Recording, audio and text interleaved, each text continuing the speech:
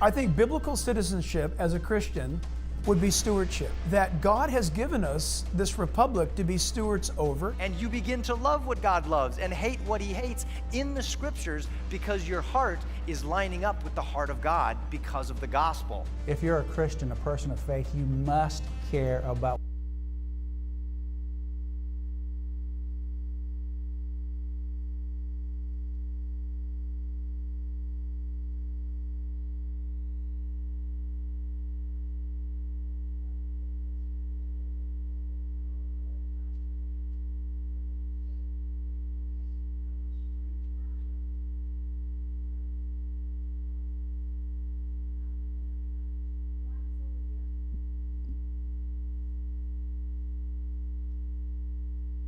Good evening, folks, and thank you for coming. And we'll start off by, we'll have a word of prayer, and then we're going to pledge allegiance to the flag and pledge allegiance to the Christian flag. Join me in prayer. Heavenly Father, thank you so much for today, Lord. Father, we want to reach out to the people who are losing loved ones, to the people who are ill, to the people who need healing, Lord. And we ask that you put your hedge of protection upon all of this nation, Lord. And for the people who have been treated wrong throughout the United States, Lord, to protect them. And we ask that you open our eyes and enjoy this video. In your mighty name we pray. Amen.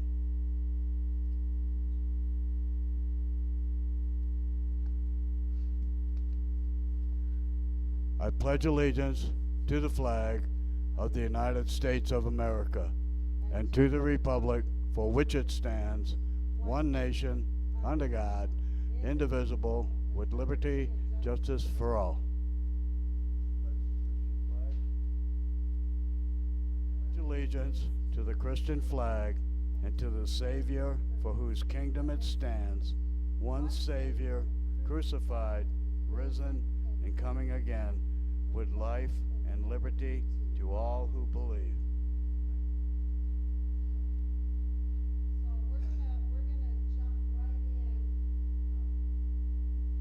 We're going to jump right into the video, because the video tonight is 1 hour and 35 minutes, and that doesn't leave us much time at the end. Remember, there's questions and prizes at the end. There's coffee and cocoa in the kitchen and snacks in the back. Please help yourself. We will not be taking a break this week. Okay? Thank you. Enjoy.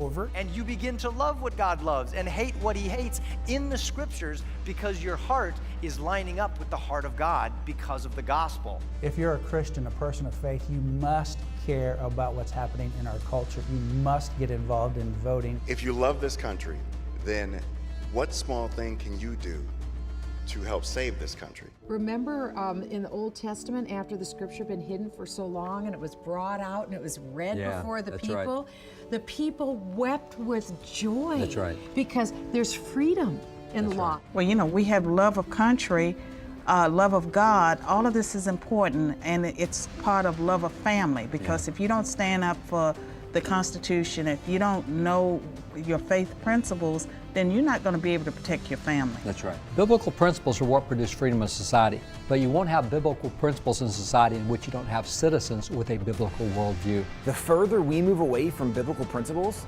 the further we move away from liberty and freedom. As people are experiencing tyranny, they're asking why, what has happened, and there's just this biblical feeling principles of are being what lost produce right freedom now in and not society. knowing where to turn. And you just gave us the foundation. This is truth. Welcome to week 3 of Biblical Citizenship. We are having a great time learning the truth of what the Bible says about how we should act as citizens. And last week, wow, we went into that amazing Wall Builders Museum and Library, and David took us through the biblical view of the different spheres of government and then taught us how to tend the garden. So important. And then Tim Barton gave us that response to the 1619 Project, and he gave us the truth about American history. He answered that question, is America worth saving? And I don't know about you guys, but I was blown away by the human interest stories, the facts, the data, all the things I didn't even know about America ending slavery. How many of us knew that we were the first ones to end the slave trade, that we were fourth in the world to end slavery completely? You know, we've been taught for so long that we had to be dragged, kicking and screaming as the last ones to end it. So all of those truth bombs from last week in the library were just amazing. And we're going to try to top it this week. We're going to try to do even more. We're going to take it to a whole nother level. We're actually going to go to the room, Independence Hall, where the Constitution and the Declaration were both created. That very room where the Founding Fathers hammered out the philosophy of America in the Declaration of Independence, and then they hammered out that rule book 11 years later, our Constitution. So we're going to actually get to go into that room and begin to study those things.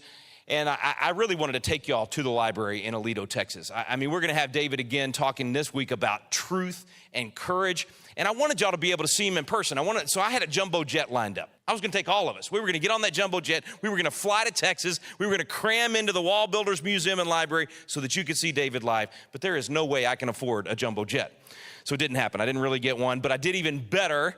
We decided to bring the man himself all the way to California, America's premier historian, teaching tonight right here in our biblical citizenship class on the subject of truth and courage. Would you please welcome America's premier historian, David Barton.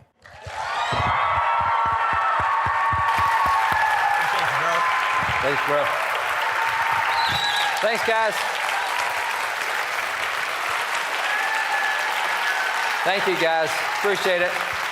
Let me take you into what we want to cover tonight. And you can tell from the title of the course, it is biblical citizenship. So we try to cover things from a biblical perspective. I'm a Christian, professing Christian, and I hope we can take those Christian principles, apply them with biblical principles, and come up with good solutions. Now, knowing where the country is today, and one of the things we do a lot of work in is polling. We do a lot of national polling, and polling is a good way to kind of have snapshots of where the nation is. And because we've been doing polling in America for nearly 100 years, we can kind of look back and say, hey, here's what we looked like when we were a lot younger, and here's when we were a little older. And so we can make comparisons. Doing that, I would say that one of the biggest issues facing America today is the issue of truth. Quite frankly, truth is under fire in a way that we have never seen it in American history. When you look at what we have going with truth, I would say, without using any kind of melodramatic hyperbole, because I'm not given to that, truth is on life support. And again, that is because of statistical information. Let me show you some of the polling that's out there. Right now, we know that in America, 3 out of 5 Americans believe that there is no absolute moral truth. Now, here's a problem. No nation has ever survived if it can't get at least half of the nation to agree that certain things are right and wrong. If you have more than half the nation that says, no, there's no right or wrong, then no law means anything. There's not a reason to enforce any law because more than half the people are opposed to it. You have to have a moral basis for what's right and wrong. So here we are with 3 out of 5 Americans thinking that they can make up their own moral truth. They can decide what's right and wrong for them. May not be right and wrong for anybody else, but it's okay for me. You cannot govern a nation that way. It gets even worse when you look at the rising generation. Among millennials, it is 4 and 5 millennials believe there's no absolute moral truth. Now, this is the next generation of everything. This is the next generation of theologians, next generation of pastors, next generation of media, next generation of political guys, next generation of scientists and teachers, you name it.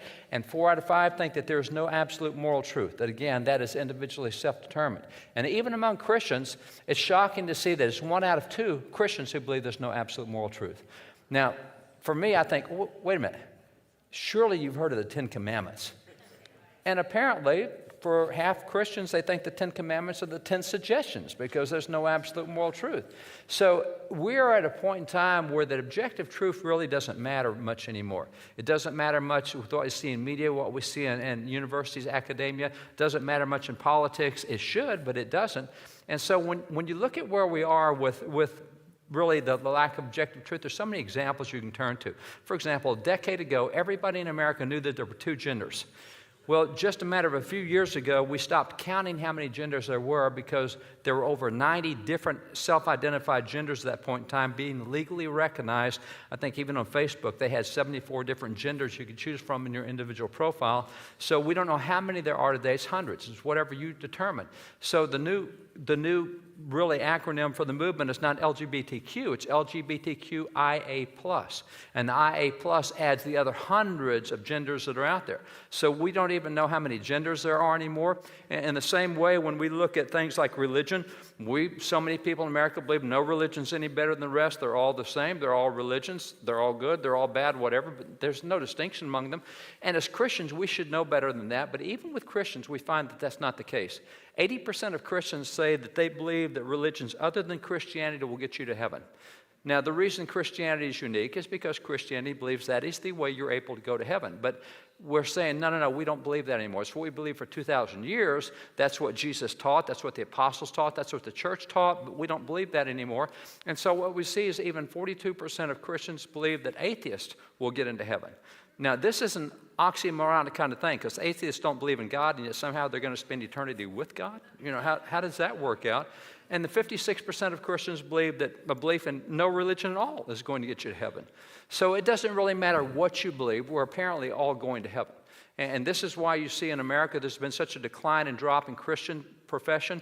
20 years ago, 85% of all Americans professed Christianity. Today it's down to 65%. And why would it not keep going down? Because if anything you believe is going to get you to heaven, I don't need to be a Christian to get there. I can just believe what I want to believe. I can make up my own truth. And so what we're seeing is this decline of religion in America because it no longer means anything for many people because, again, they self-define. When you look past religion and go into something like even forms of government, it is amazing to me how many people today are having tattoos put on them of the hammer and sickle, communist tattoos. Do we have no knowledge at all of what communism is, or that in the last century and a half it has killed hundreds of millions of people across the world, and we think that's going to be a good form of government for America? Look at the protests and look what's going on with statues. Look what's painted on so many of the statues have been taken down. Communist symbols. And we say, oh, it's just protesters. No, that's a philosophy that they apparently don't understand, because if they think that's a good replacement for what America's been, man, they have no clue of what's going on. But apparently all forms of government are the same. The same when you get to education. We used to have 6 standardized tests in America: the California test, the Iowa test of basic achievement, the California achievement test, Stanford achievement test, etc. And therefore we could compare state to state because we all use the same ruler, the same measurement. We could say, oh, Texas is 23rd in whatever, and California is 47th or 18th, or not anymore. Every state has gone to their own individual state measurement for academics. We can't compare states to states anymore. So we all want to feel good about what we have in school, so we're not looking and saying, well, we're not as good as Alabama or we're better than Oklahoma. All that's gone. We don't have the comparison by which to use, because in education we've changed all the standards, all the tests, completely different way of looking at things. We don't use truth as the base anymore. In the same way, when you look at morality, I already mentioned that most people don't think there are moral rights and wrongs. When you go to history, we simply cancel what we disagree with. So many of the statues that were torn down apparently were racist, and you ask the people who tore them down, who's that guy and what to do? So many civil rights statues were torn down, but they just made the assumption if it's a statue, it's a racist. So we're canceling stuff we don't even know what we're canceling. I mean, they tore down a statue of David Farragut in Washington, D.C. because he was a racist.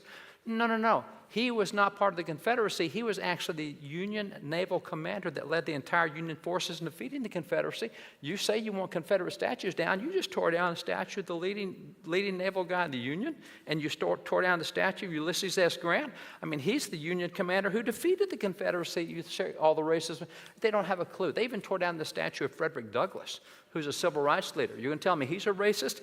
See, we just cancel stuff because it's there. We don't even know what it is anymore. And the same way you look at science, we can look at the identical studies in science and come up with very opposite conclusions.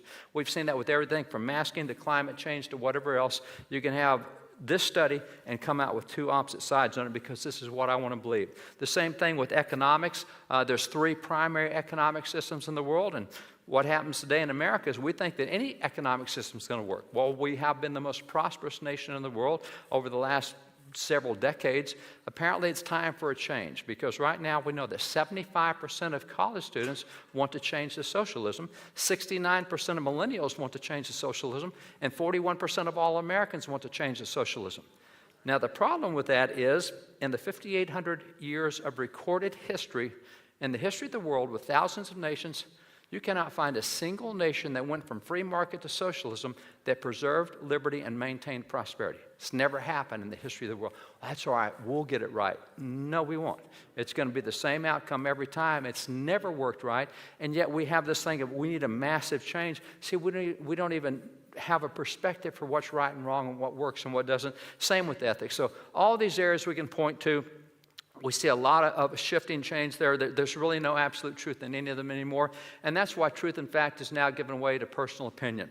Now, from a biblical perspective, the Bible has a lot to say about truth. And I want to take you specifically to a passage that's in 2 Thessalonians chapter 2, verses 1 through 12. And in the first 10 or so verses, first 9 or 10 verses, is a discussion about the man of lawlessness versus the man of truth. And this conflict is going on between lawlessness and truth. And then after it goes for a while, we get to verse 10, and we find a progression that happens because truth has been presented for several verses, and the other side said, no, I don't believe that's truth, and they rejected truth. And so it's interesting to see what happens in verse 10. It says, they did not receive the love of the truth. So what happens if you get to the point where I don't care if that's truth or not, I disagree with it. If you get to the point where you do not love the truth, you love your opinion or you love something else more than you love truth, notice this next step that happens. It says, for this reason, God will send them strong delusion. If you get to the point where you no longer love truth, then delusion comes. Notice the next step. It says that they should believe the lie. A delusion comes, believe the lie, and then verse 12 says that all might be damned who believe not the truth. Now, damned is the King James word for condemned or judged. So notice the sequence that happens here. If you don't love or if you reject the truth, what happens is a delusion enters. You will believe the lie. You will then act on the lie, and there will be high costs and consequences. Doesn't matter how nice a person you are, how sincere you are. This is just a sequence that's going to happen. Let me take you into science for a bit. I was in science all the way through high school and college. That was my gig. Went to college on a science scholarship. Taught science when I got out. Was a school principal, science teacher, basketball coach. In science, we have what are called laws of science. Now, there's not many laws in science, but a law of science, such as the law of gravity, Newton's laws of gravity, it's called a law because it's never in the history of the world been violated, not even once. If a law of science is violated even once, it's no longer a law. It can be in theory, an axiom, or a principle, but a law is something that has never in the history of the world been violated, not even once. If it ever is, it's no longer a law of science. So a law of science it's not an opinion, it is a law. It just doesn't really matter what you think about it. It is a law because it is always universally true at all times, all demographics, all situations, it will always be true. Having said that, I must say that our technology that we have today is so far ahead of where we've been in previous generations. One of our friends is Charlie Duke. Charlie Duke went to the moon on Apollo 16. He was one of the 12 guys that walked on the surface of the moon. He was the youngest moonwalker. And was talking to Charlie about what's happening with space stuff today, the Space Force, etc. And it is amazing what we've done. He just pulled out his phone and said, see that phone right there? He says, this little smart device that every one of us have, sometimes have more than one, he says there is more technology in this smart device than we had in several rooms of computers at NASA when we went to the moon. What we have right there is more than we had to send guys to the moon and bring them back. So our technology has certainly changed, and we've advanced in ways that we heard, for example, we heard presidents say, well, it's time to put a woman on the moon. It's time to put an American on Mars.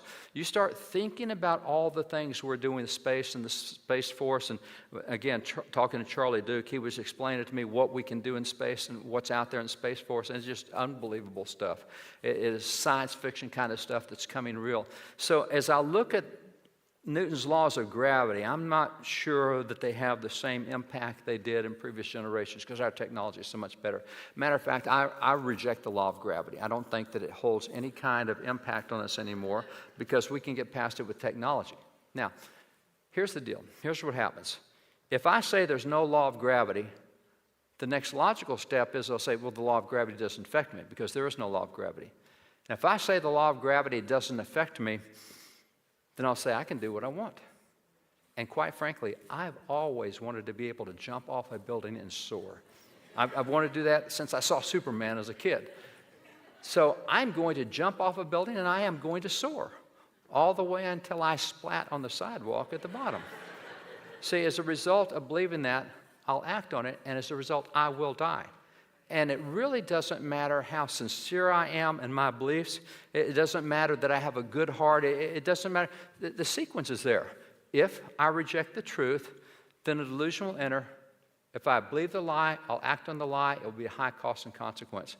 So there are universal truths. There are moral truths that are out there. I may disagree with them, may not like them, but you have to find truth and love truth more than you love anything else, more than you love your own political opinion, more than you love your opinion of science. You have to find what truth is and go in that direction. And again, it does not matter how sincere you are, and it doesn't matter how much your personal truth is there.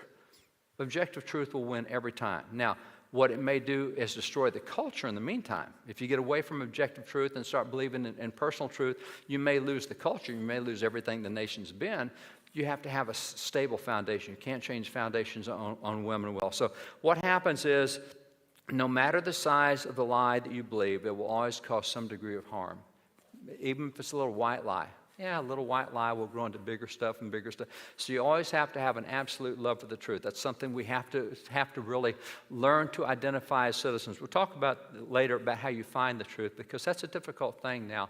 But when you look at truth for Christians, there are sources of truth that we know about. When we talk about truth, we have passages in the Bible, like John 17:17, where the Bible says, Jesus talking, it says, sanctify them by the truth. Thy word is truth. So Jesus says God's word is true. One of the things we've talked about in previous sessions is how the Bible does apply to everything. Some of the greatest philosophers in American history used the Bible for economic basis. The Pilgrims used it to create the free market system, 1627. The Pilgrims used it to be able to have equality. While Jamestown brought slavery in 1619, as Tim talked about last week, the Plymouth model is exactly the opposite. They said all men are created equal. That's lines we hear from the Declaration because of what we see in Acts 17:26 and what the Bible says in Revelation 7:9 about equality of mankind. So many ideas came out of the Bible, including forms of government. In the Bible, you'll see 7 different forms of government illustrated, but some forms of government are shown to be much superior than others. And our founding fathers chose what they believed to be the best form, which is a constitutional republic. They pointed to Exodus 18:21 as the reason for choosing that form. You'll also find it in Deuteronomy 1:15-16, Deuteronomy 16:18. So the Bible applies to all aspects of life. So truth, we believe, comes out of the Bible for everything we need, not just theological truth, all sorts of truth, science, everything else. In the same way, we're told in John 14:6, Jesus says, I'm the way, the truth, and the life. Nobody comes to the Father but by me. And by the way, this is a claim of exclusivity. Jesus is saying nobody gets to heaven except by me. And so Christians will say, well, I don't believe that. I believe anything you believe will get you to heaven, which is what 80% of Christians, they're contradicting the truth. And Jesus is the truth personified. So if you're interested in truth, all right, you go to God's Word, you go to the person of Jesus Christ. This is where you find truth. And as you find truth there for Christians, this is the difficulty we have today. As you look at the Bible today, only 9% of Christians read the Bible on a daily basis. So with only 9% of Christians reading the Bible on a daily basis, most have no idea what objective truth is. They don't know, for example, what the Bible says about issues like immigration.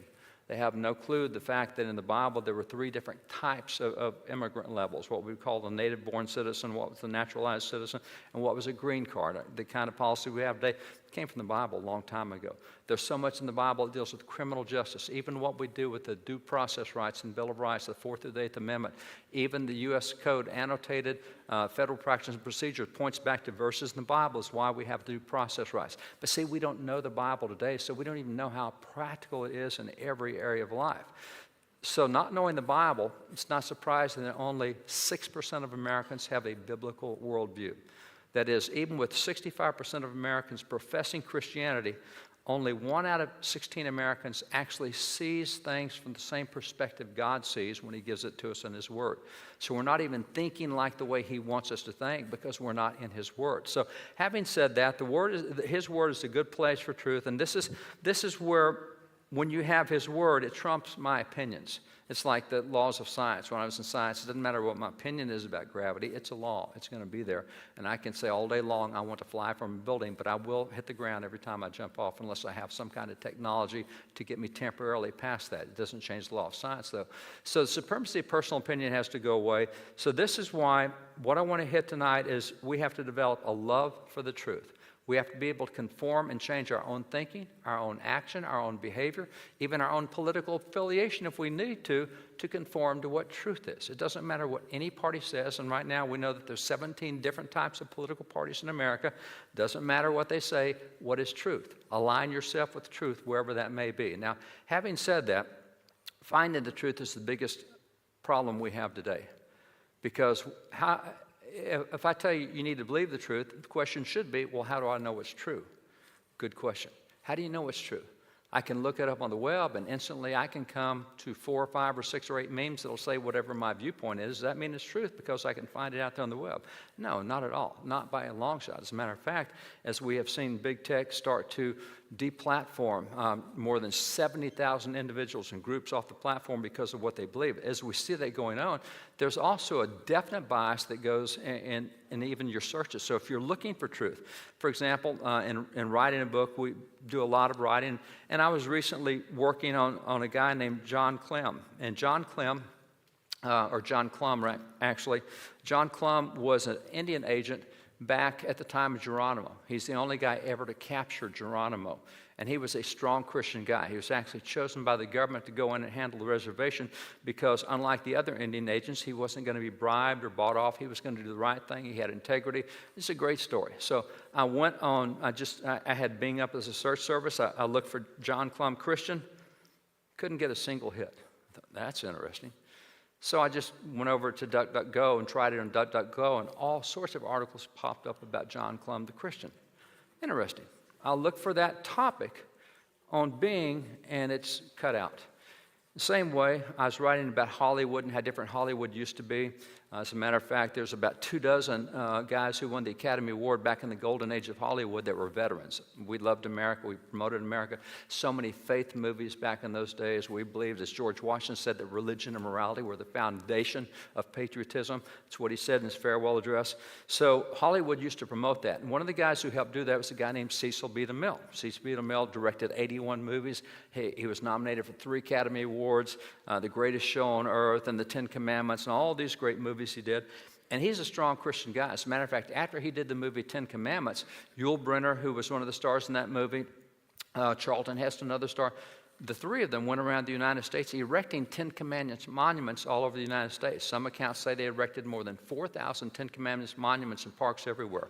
When the case went to the Supreme Court a few years ago about whether Texas could have a 10 Commandments out on its courtyard there in the capital area, it was 10 Commandments that was part of what had been erected back there when the Hollywood guys were actually erecting 10 Commandments. That's what led to the Supreme Court case. So I know the Cecil B. DeMille, very strong faith guy. So on Bing, I look up Cecil B. DeMille Christian. Nothing comes up. I go to DuckDuckGo, Cecil B. DeMille Christian, listing all over the place. So you actually now have to find out, how do you find truth? How do you go to a source of truth? Because you can't just trust the first thing that pops up anymore, because algorithms are changed in such a way.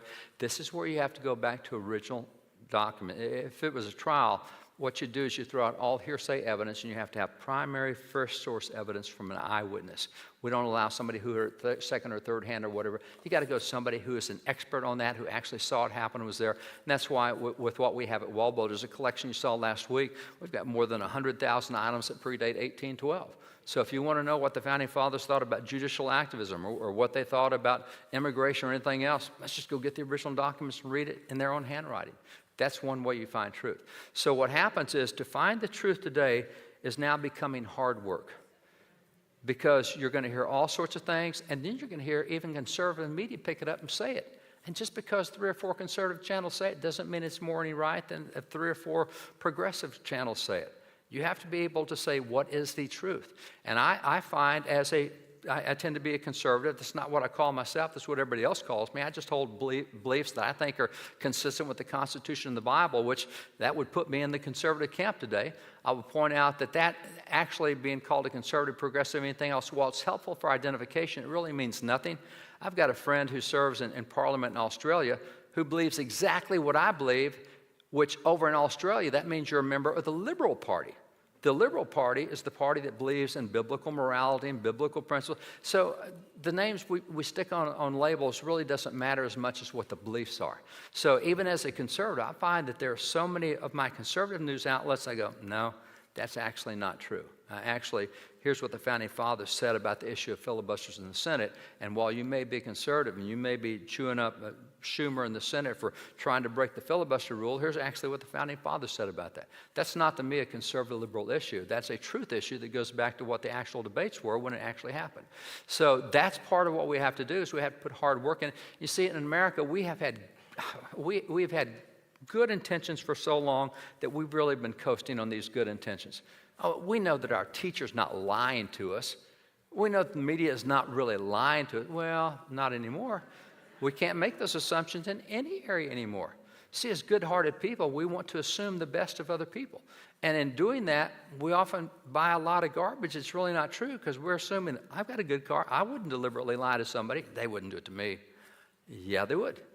And so what has to happen now is you can't coast with good intentions anymore. You have to say, wait a minute, time out. I need to find out if that's true. I love the passage in Acts 17:21, or 17:11, Acts 17:11, where Paul, on his second missionary journey, as he's going from place to place. Remember, Paul is the most credentialed apostle in Christianity. He's the guy with all the PhDs after his name. He was raised at the foot of Gamaliel, who was a great thinker, great legal scholar, great biblical scholar. Paul had all the credentials. He was a Pharisee of the Pharisees. Everything was there. And when he was talking about the Bereans on his second missionary journey, he said, I love these guys. He said, they don't believe anything I tell them until after they go check the scriptures to see if I was telling them the truth. And Paul said that those in Berea were more noble than those even in Thessalonica. And we have the books in the Bible, the 1st and 2nd Thessalonians, and those in Thessalonica. Paul said, these guys in Berea are more noble than even the guys in Thessalonica, because they won't believe anything I tell them until they go check the scriptures for themselves to see if it's true. See, that's the attitude you get. What I'm telling you tonight, you need to go check and see if this is true.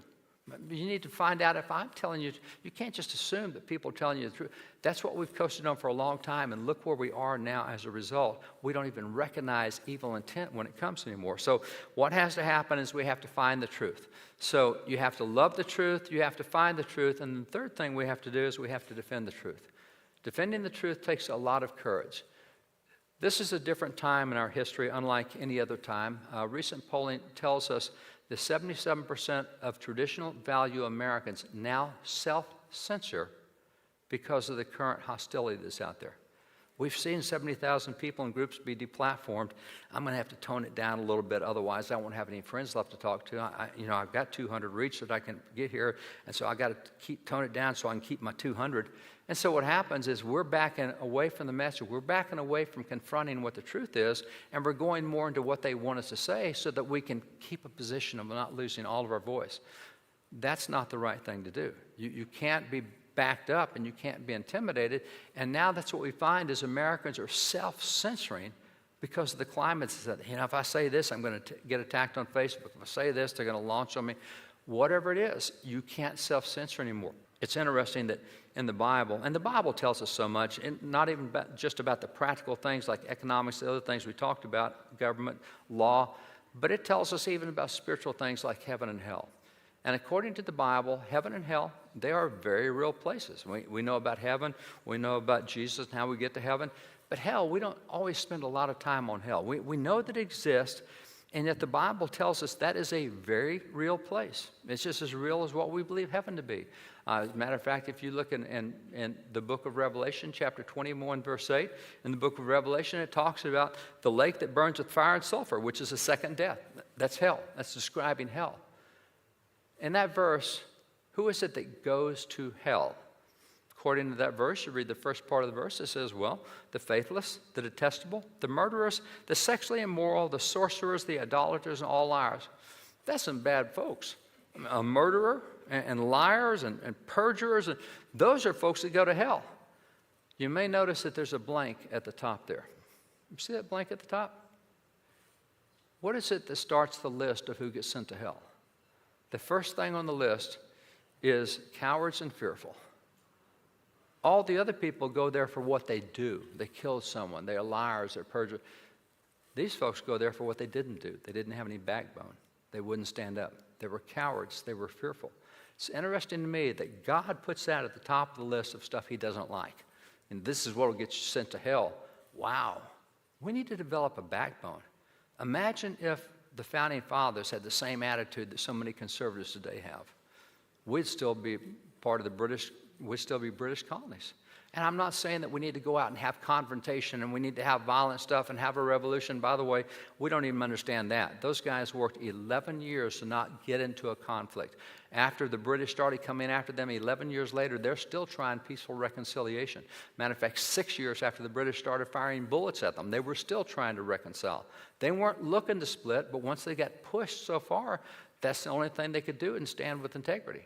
And so you have to have some point at which you say, you know what, I'm not crossing this line with social media. I'm not crossing this line with the school district. They're not going to talk me into whatever. Whatever it is, you have to take a position, and you can't be fearful and you can't be a coward. So that's what the Bible tells us, and that's why courage is the third thing that I'll point out. So in talking about truth, just to hit this again real quickly, you have to love truth above your own opinion. You have to be willing to change. That's some of the hardest decisions to make, is that I have to give up something I've believed for much of my life because I now find I'm wrong. You have to be willing to love the truth, but then you now have to be able to find the truth. And this is, we've never been at a point in America where this is the situation we have now. There's so many lies out there that are presented as truth that how do we know what's true and what's not? This is where it's going to take a lot of hard work to find the truth. We've got to put more effort into being a citizen than we've ever had to do in our entire life, more effort into being a Christian than we have our entire life. And then once we do that, we have to defend the truth.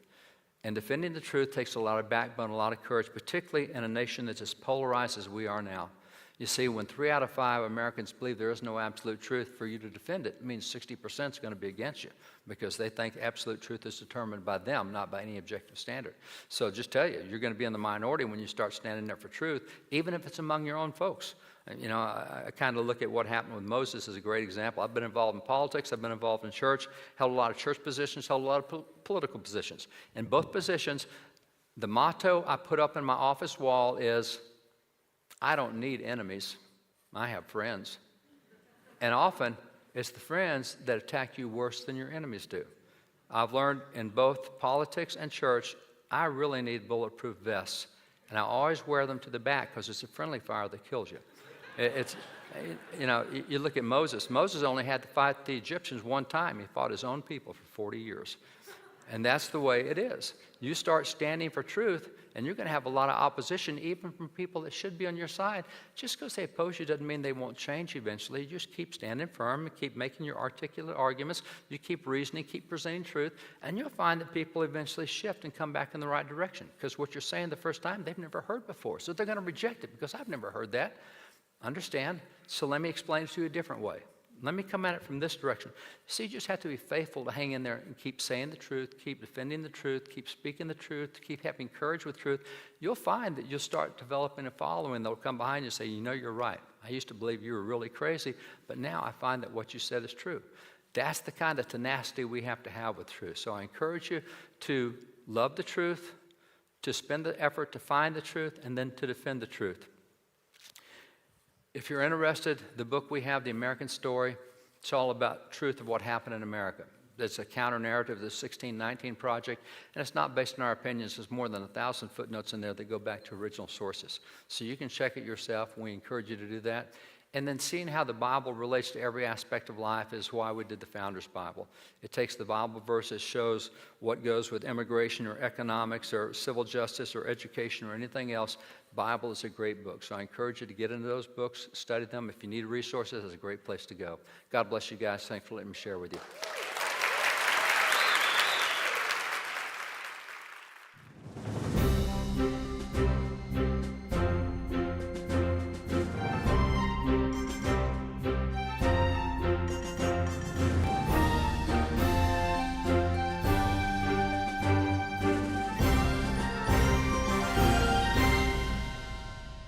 Welcome to Constitution Alive, the Citizen's Guide.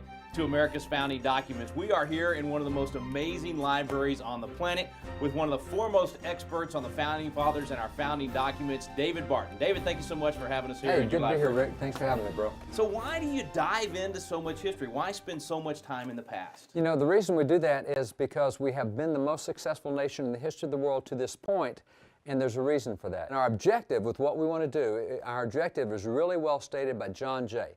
Now, John Jay became the original Chief Justice, U.S. Supreme Court, but at the time they wrote the Constitution, he and James Madison, Alexander Hamilton did the Federalist Papers, and that was to explain to America what the Constitution is all about. So he's really one of the three guys most responsible for the adoption of the Constitution through those Federalist Papers. He had a great statement on why we study this type of stuff, and this is the statement he made. He said, every member of the state ought diligently to read and to study the Constitution of his country and teach the rising generation to be free. Now, it's interesting. He relates being free to knowing the Constitution. You ought to know the Constitution and teach the next generation if you intend to be free. He says, by knowing their rights, they will sooner perceive when they're violated and be the better prepared to defend and assert them. Now, that's really the objective of what we're doing in all these next lessons that come along. And there's 6 verbs that he has in there that will be really the guideline for what every citizen needs to shoot for. So the 6 verbs. So this will really drive everything we do for the rest of this course then. This is our outline. That's the outline. He says, first, you want to read the Constitution of your country. You want to read and study it. And it's one thing to read it, it's another thing to study it. So read is like a quick perusal, but study is get to know it. And then he says, and then you want to be able to teach it. You want to be able to take the next generation and say, hey guys, here's what you need to know. Here's the document you need to know. Here's the principles. This is what will keep you free. And this is the formula that's produced American success. Then he says, when you do that, then you'll know your rights. And when you know your rights, you'll perceive when they're being violated, and then you'll be prepared to defend and to assert them. And there's a big difference between defend and assert. Defend is on defense. I'll defend my rights. Assert them is I'm going on offense to make sure I defend your rights. Which we need to do more of. And that's what we need. If that's what's going to keep us free, this part is where we're really losing out, teaching the rising generation to be free. If we don't have a good education system, if we're not teaching what's in this room, we're losing the formula. Well, you hit the education system, let's just be real blunt. We spend up to $120,000 over the educational course of a kid to go to school for 12 years. We're not getting our money's worth. Yeah, that's in some of our less expensive districts. Well, that's right. That's the average nationally. So it's going to be up or down in some. Washington, D.C. is way more than that. So it depends on the district you're in. But what we know is that every state constitution says that the purpose of public education is to prepare active and informed citizens. So we started those education systems to do exactly what John Jay is saying here. But what we know right now is if you look at recent elections, those who have gone through our public education system, you're looking right now at 70% that do not know the Constitution is the supreme law of the land. So we're definitely failing on teaching the rising generation. You're looking at 65% that cannot even tell you what the role of the judiciary is. That's one of the 3 branches. As a matter of fact, speaking of one of the 3 branches, 62% of those who have gone through public education cannot even name the 3 branches of government. More than half. And they can't. So you definitely don't know what those branches are supposed to do if you don't even know what they are. Yeah. 48% of elected officials cannot name the 3 branches of government. That's half of our actual public servants in office. If you don't know the 3 branches, you don't know checks and balances, you don't know functions, you don't know what the Constitution, and that's why you read and study the Constitution, you teach it the rising generation. Well, maybe they devalue what is in here because they think, look, this is old stuff. I mean, I hear that all the time. It's 200 years old, doesn't apply today. Why should I pay attention to all this stuff that happened 200 years ago? And let me just one more time hit this because this is our objective, and we're going to look at old stuff. So, number 1, read the Constitution. 2, study the Constitution. 3, teach the Constitution, especially the rising generation, but maybe to the burger flippers beside you, maybe the mechanics in the shop where you work. Not only the next generation, your generation. Because we're at a point now where public education is not taught us. So we got to just teach the Constitution. But once we do that, we want to know our constitutional rights, we want to defend our constitutional rights, and assert our constitutional rights. Now, that's what we're after. But you've raised the issue up, you know, it's a really old document, and we hear that. Because, you know, the Founding Fathers, when they did this Constitution, they didn't have internet. I mean, fastest transportation. No airplanes. Horses, you know. So what can we... I've been involved in a number of court cases, state and federal courts, on issues of history, original intent. And one of those issues is the issue of the 10 Commandments. Because for generations in America, you're more likely to find a copy of the 10 Commandments hanging in a civic building than in a religious building. And that's just the way it was. I mean, the Ten Commandments are considered the foundation of law. And so in so many of these places where the Ten Commandments has been hanging, there's now a lawsuit saying, oh, you can't do that. That's religious. You have to take that down. So in going through and telling the judge, no, here's the first law book in America. It goes back to the Code of 1650, and it quotes the Ten Commandments all the way through. Yeah. Now, you take the Ten Commandments and look at the Ten Commandments. You know, I think that thing about honoring father and mother still works. I think thou shalt not kill still works. There's not one of those that doesn't work every one of today. those still works today. And the reason is they're not drawn on specifics, they're drawn on principles. They take timeless principles because the nature of man doesn't change. We still kill people, we still steal, we still perjure, we still disrespect parents. That's why it works. That's the way the Constitution is. The Founding Fathers didn't give us all these specifics. They gave us these principles of jurisdiction, principles of overview, and that's why it still works more than 2 centuries later. That's why it'll still work 2 centuries from now if we know it and save it and preserve it. So if they were thinking that way, though, I mean, if they were thinking, okay, we're going to put something in place here that needs to be timeless, that's going to still work 100, 200, 500 years from now, how did they get to that point? I mean, who were these guys to have that kind of... Let's just take the guys who signed the Declaration. Now, you're going to be doing this class in Independence Hall. Independence Hall is where they signed the Declaration and the Constitution. When I throw this up at a major law school, really sharp kids, and I'll say, who do you recognize? Everybody can find Jefferson, everybody can find Franklin, and that's where it stops. I go, wait a minute, 56 guys, give me some more. They don't know them. Number one, we've been taught to recognize our 2 least religious founding fathers. So we don't know anything about the other. Those are the only 2 they really talk about. That's the only 2 they talk about in schools. And we say, well, how about, let me just take you across the front row. How about Benjamin Harrison here, a great general in the Revolution? Or let's go here to Richard Henry Lee, the guy who actually made the proposal that we separate from Great Britain. He goes on to be one of the framers of the Bill of Rights. You've got the wealthiest man in America right there, Charles Carroll. You've also got one of the poorest guys in America right there with Sam Adams. Right next to him. Sam Adams is so poor that when they elected him to Congress, he didn't even have a suit of clothes. His neighbors took up a collection for him to get a suit of clothes. He had to go borrow a horse to ride to Congress. You have John Hancock, who's one of the most famous businessmen in America. So you got businessmen. Really a mix of it's everything in every career, every profession. You got rich, you got poor. As a matter of fact, 29 of these guys out of the 56 had a college degree. So nearly half of them didn't have a college degree. And that was my next question, was education, because they didn't all have the best education. 1/4 of these guys were home educated. Several guys, this guy right here, Roger Sherman, the only guy to sign all 4 founding documents, completely self-taught. He never had any formal education. Wow. But they understood the principles, and they got those principles, and they wrote a document that didn't reflect what was going on 200 years ago. It reflected human nature. And one thing about these guys is they were patriots. Yeah. They loved their country, no question about it. And what does that really mean? I mean, when you say they're patriots, that's a negative to some today. It's a big positive to others. What's it mean?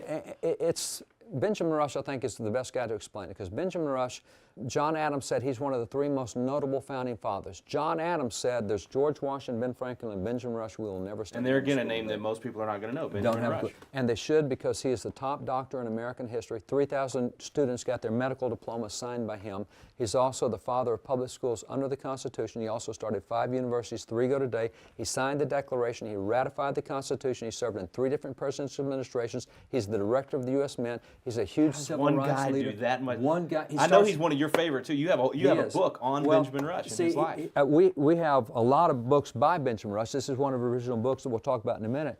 But what he does is he says, let me tell you what patriotism is. And so this is what he's teaching the rising generation, because the Founding Fathers understood we got the principles, but if our next generation doesn't understand this, it's not going to work. Yeah. So that's why we put so much time into education. You got to instill it in each generation. So here's his definition of patriotism. He says patriotism is as much a virtue as is justice. Now, who would be opposed to justice? Right. You know, nobody. He said that's just as much a virtue as justice, and it's just as necessary for the support of societies as natural affection is for the support of families. Imagine trying to keep your family together if you didn't have love in the family. He says, well, imagine trying to keep your country together if you don't have love for your country. You got to have love for your family. You go to the deck for each other in the family. Hey, you got to be willing to do that. And he says, actually, if you're not patriotic, you're selfish. And this is the way he explains it. He says, the amor patria, which is the love of country, the love of your country is both a moral and a religious duty. It comprehends not only the love of our neighbors, but of millions of our fellow creatures, not only of the present, but of future generations. In other words, if you love your country, You're saying, I want what's best for all my neighbors, and I'm going to work my tail off to have a good country because I want my neighbors to be prosperous and safe. I don't want thugs and criminals overrunning them. I want to make sure we got good government. I want to make sure they can keep the money they earn. I want to make sure they got a good education for their kids. And if I love my country, I'm going to fight for those things. So you're not just thinking of yourself. Not just thinking about the other people. people. If it's just me, I'll just go off the grid somewhere. I'll get out and just live my life the way I want to. I'll go right off the grid. No, if I love others, I've got to fight for my country. I've got to be willing to stand and say, and that's what he says, not just for the present, but for future generations. I want to keep these principles alive so that if the Lord tarries for 200 years from now, this country is still working, still the most prosperous, the most stable, the most free in the history of the world. But that's what patriotism is. And that's why he says it's both a social and a religious duty. Man, there's so much of that wisdom in this room and in these books. We got to come back to it. Now, our next part of this chapter, I have to thank you for, because we were actually sitting in a restaurant. I don't know if you remember this. We were in Nashville, Tennessee. We'd gone out there for you to speak to some legislators. And you and Cheryl and I were sitting in this restaurant. It's that one where they have live music. Do you remember that? Yep, the music I do remember that. And I was telling you, hey, we've been teaching this Constitution class around. We're going to record it again. And you said, why don't you do it at Independence Hall, where the Constitution is framed? I was like, oh, that's a dream. There's no way that would happen. You said, no, I've done it. So you talked me into calling them. I called them. It worked out. And we're going to now be able to go to the very place where all of this happened, the actual room, Independence Hall, and give folks a chance to learn and study the Constitution in the room where it happened. So let's go to Philadelphia for Constitution Alive. The Constitution is so unique. It is the only Constitution that actually limits government. We don't have to empower government. Government on its own will seek power. It will take power. It will grow, as we're seeing happening in the United States. But our Constitution limits the power of government. Part of the problem with people not understanding our founding documents is then they want too much from their government. They want the government to provide things that government is not supposed to be able to provide. And I think that's what we're seeing in America today, is people are wanting the government to provide everything in their lives, and the government is there to actually protect your rights, not to provide you with things, because it allows you to self-actuate, to choose your own path in life. I use the Wright brothers as a great example. Two bicycle mechanics, if you think about it, two bicycle mechanics from Dayton, Ohio achieved what for centuries scientists and engineers could not achieve. It's because of the freedom that they have to be able to, as some people say, go outside the box, but I think the Wright brothers didn't have a box whatsoever, and that's the freedom that you get in this nation. We have to realize how precious the freedom is that we have, and it is the ability, the freedom, frankly the duty, the opportunity to be able to share the gospel of Jesus Christ with our friends, with our families, in our churches, in our homes, and in the public square. And so that's really how you exercise it. That's how you preserve your freedom, is you exercise your freedom. We had a unique system that said we are endowed by our Creator with unalienable rights, life, liberty, and the pursuit of happiness. There's no other system in the history of the world like that, where we said our rights come from God and not from government. But then they said to secure these rights, governments exist among men. So we have government to secure life, liberty, and property. Life, liberty, and property help us pursue happiness. Creating is how we glorify God. Welcome to Constitution Alive right here in Independence Hall from Philadelphia, Pennsylvania. We are in the room where both the Constitution and the Declaration were adopted. This is exciting for me. I hope it's exciting for you. We're very honored to be able to be in this room. I'm actually standing in the very spot where American giants like John Adams, Thomas Jefferson, and others actually had the courage to light the torch of freedom. I don't think I can get across to you how excited I am about this. I kind of feel like, and I use sports analogies a lot, so forgive me for that, but I feel like that kid that has finally met their hero and they're about to get the autograph of their favorite ball player ever, because being in this room is as close as I'm ever going to get to actually shaking the hands of the Founding Fathers. So this is, if I'm a little bit giddy, you'll just have to forgive me tonight. I'm more excited than I thought I would be. I knew I'd be excited, but I'm just kind of in awe of what we're about to do. So I can't help but think as I'm coming in here tonight, and I know it wasn't a true story, and I know it's a bunch of fiction in there, but I was kind of thinking about National Treasure. Remember that movie? You know, Nicolas Cage is running into Independence Hall. He finds those secret spectacles of Benjamin Franklin, and they're able to see the secret and, you know, decode the message on the back of the Declaration of Independence. And I know we're not going to find any secret spectacles of Benjamin Franklin. We're not going to see any secret messages on the back of the Declaration. But I can promise you tonight, what we will find on the front side of the Declaration and the Constitution, in those words that were made available for the whole world to see, we're going to rediscover the secret sauce of American exceptionalism. We're going to find that formula, rediscover and reestablish that formula that made America so successful. So thank you for joining me tonight and being part of it. Those men that gathered in this room on those 2 occasions and put those documents in place, it wasn't enough just to write those words. The words of the Declaration would just be words on paper in some attic somewhere collecting dust if it hadn't been for the men that sat in this room and were willing to stand for the things that they were saying, willing to bring the words to life by literally putting their lives on the line. And as overwhelmed as I am to be in this room tonight and in the day that we live in, I can only imagine what it would have been like to be in here, in this room, whenever they signed the Declaration of Independence, when they were willing to put their lives behind the words that they were saying. I know we always read in history it was July 4th. Of course, the only guys to sign those few days between the 1st and the 4th was actually Secretary Thompson and John Hancock, the President of Congress. The rest of the guys came back in here on August 2nd. There was 3 or 4 other guys that didn't sign until later, but most all of them came in here on August 2nd. You can imagine that's a little bit different date. I mean, that's a little bit different occasion. It's one thing to vote and say, hey, Hancock, why don't you put your name on that document and send it over to King George.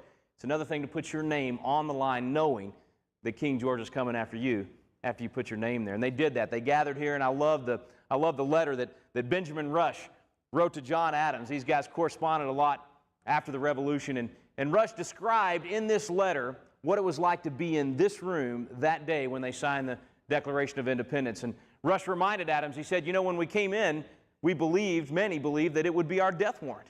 He said no one said a word as they were called forward. He said it was totally silent. And Secretary Thompson from the front of the room started on his right over here with New Hampshire, and he said, Josiah Bartlett of New Hampshire. And Bartlett got up, he came forward, he took the pen, he dipped it in the ink, and he signed in total silence the Declaration of Independence. He went back and he sat down, and one by one they came. John Hart of New Jersey. And you can just imagine as they came forward and took the pen out of that silver ink well and dipped it in the ink, and you could hear that pen scratching along the surface of the Declaration. Well, no one said anything. One by one they came.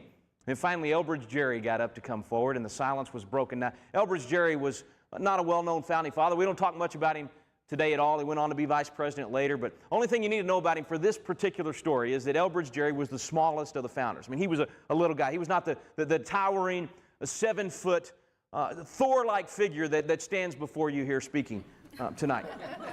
He was... What are you laughing at? Okay, so, all right, I'm a little guy. Okay, I'm 5'8" with my boots on, all right? This guy was even smaller than me. And he gets called forward to sign the Declaration. And then this guy, Benjamin Harrison, Colonel Benjamin Harrison, from over here from Virginia, big guy. I mean, he was the largest of the founders. He hollers out at Gerry just as Gerry's about to sign. Now, this is the most important political moment in the history of the world. I mean, this is a serious occasion.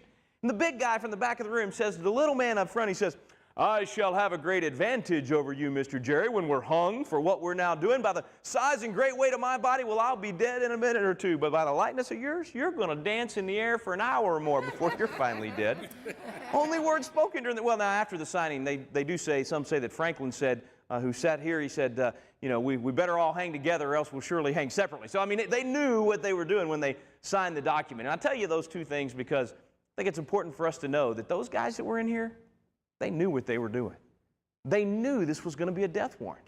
They knew that by putting their name on the dotted line, they would have to give it all. And I love the fact that when they came up and took that pen and dipped it in the ink, when they signed, it was right beneath that final sentence. It says, in support of this declaration, with a firm reliance on the protection of divine providence, we mutually pledge to each other our lives, our fortunes, and our sacred honor. Those were true patriots. They were sinners, they were fallen, they made terrible mistakes just like all of us. But they were patriots because they didn't just get excited, you know, sign the petition, go home, forget about it. These guys stood by their signature. Every single one of them. They did not back down. Not one of them failed to follow through on the commitment that they had made. In fact, when you think about the sacrifice that they made, all 56 of them giving of their lives, their fortunes, and their sacred honor in one way or another, some of them literally giving their lives, many of them giving their entire fortunes. Some of them lost their wives, lost their sons. They sacrificed a lot for us to be free, so that generations later, we could be free. I think sometimes we forget that our freedom's not free. We forget that there have been those that came before us that paid the ultimate price for us to be able to enjoy these blessings of liberty we talk so much about. And it didn't stop in this room. When these guys lit that torch of freedom, there were others that had to come alongside, that had to rally to the cause. In fact, I love what happened a few months later. after Washington had begun to finally get his ragtag bunch together and began to be able to do some things, and he had freed Boston, and now, a few months after the signing of the Declaration in September of 1776, he's actually in New York City. And in New York, you've got a situation where the British have attacked at Staten Island, they defeated us at Long Island, and they've pushed Washington back to Manhattan. And now Washington's kind of dug in there. He's trying to figure out what to do next. He needs to know where the British are going to move next. He needs to know where their troop fortifications are, where their movements are, where they may attack next. He doesn't know any of this, and there's only one way he's going to get that kind of information. George Washington needs a spy. But in 1776, a spy was not what we think of today. I don't know about you. When I think of a spy today, I think of a secret agent. I think of one of these cool guys, you know, like Bond or Bourne or you know, I'm thinking of these guys that dress cool. They got all the gadgets. They act cool. They talk cool. I mean, they have gadgets that will allow them to accomplish any mission impossible. I mean, these guys can actually, with their gadgets, they can run down the side of a mile-high building without any problem. And even when they don't have the gadgets, I mean, you got to watch out because these guys can kill you with a paperclip, a toothpick, a magazine. It doesn't matter. They're going to take care of you. And they never lose their cool. Chaos all around them, and they can still ask for a martini. Shaken, not stirred. I don't know how they do it. But I'm in awe of these guys. That's not what it was like in 1776. All right, that's our movies. It sounds pretty. Go back to 1776, man. If you were a spy, you were the lowest of the low. You weren't a military hero. You were a hired gun. You were not somebody that either side trusted. And Washington knew that. He knew that if he sent one of those types of folks, they're going to be killed upon capture. He wasn't even sure he'd get the right information back. What Washington wanted was he wanted one of his trusted officers to step up and volunteer for this mission. But he wasn't about to demand it of him. He wasn't going to demand such a demeaning and dangerous mission. See, if you were killed on the battlefield, there was honor in that. If you were captured as a spy and hung, no honor in that. Your legacy was destroyed. Your reputation was ruined. So Washington's trying to figure out how to do this, talking to some of his officers. One of these guys gets an idea, and he goes back to his tent, and he's got a bunch of his officers there in his tent, and in hushed tones, Colonel Tom Knowlton is telling these guys why he needs somebody to step up and take care of what the general needs. Nobody's willing. In fact, Knowlton finally gives up. He turns to leave. He's going to head back to General Washington, telling him he's failed. And as he turns to leave, this kid standing at the door had come to the meeting late. He was actually ill with a fever, so he arrived at the meeting late. And as Knowlton's about to leave, this kid steps forward and he says, "I will undertake the mission." Now, to really understand what's happening in this tent, you got to understand this was not your ordinary group of officers. This was not your ordinary soldier at the door. In fact, these men were Colonel Tom Knowlton's Rangers. These were the original Special Forces. This was the first group of Army Rangers. They had recently been put together by Washington. These were the guys that were the Special Forces. Now, the only way for me to wrap my head around that, and you know, living in the day that I live in, and trying to think about the Revolutionary era guys, Special Forces, I got to think like this. Okay, maybe you can join me in this. Just think Chuck Norris, but with a ponytail. Okay, that's the only way I can get my head around that. Okay, so you got these Special Forces guys, all these guys with their ponytails. They've gathered in the tent, and Knowlton's trying to find a volunteer. Well, the guy at the door is none other than Captain Nathan Hale. He's only 21 years old. 21 years old. Now, this is a guy that had graduated from Yale at 18. He had studied for the ministry, went to become a teacher for a few years, and he's teaching in New London, Connecticut. And while he's teaching there, the war breaks out. Lexington and Concord happens. Now, he's just halfway through his 19th year when Lexington and Concord breaks out, so he's still a teenager, basically. But when he hears about Lexington and Concord, he shows up at the town hall meeting there in his hometown to discuss what's happening.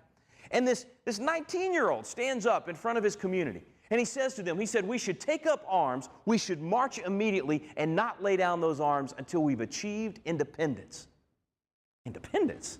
I mean, nobody had uttered the word independent in his hometown yet. But this young man shakes his community from that colonial submission, shakes the hands of his students, and he marches off to war. And now here we are, a year and a half later. He finds himself outside this tent of Colonel Knowlton's, and a buddy of his is actually there. He's also an officer, a guy named William Hull. Captain William Hull had gone to school with him at Yale. And so Hull is trying to talk Captain Hale out of this. He's saying, "You're never going to succeed at this. There's no way you'll accomplish the mission." He said, first of all, he said, "Hale, you're too honest. There's no way you're going to be a good spy. You can't lie. You're going to fail in the mission. Secondly, this is an impossible mission. You're talking, there's no way you're going to achieve." And even, he said, even if you succeed, your reputation's going to be ruined. Your legacy is ruined. Don't do it. There's no honor in it, he said.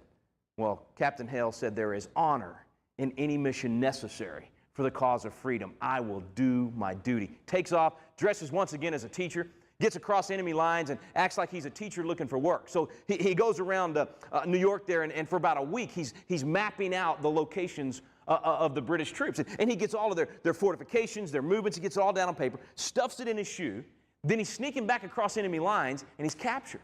Well, evidence is right there on his person. There's no denying what he's there for. So literally that night they sentence him to hang the next morning. And so that night he's contemplating his fate. He's saying, look, I failed. I failed the mission. I failed the general. I failed the cause for which the cause I love so much.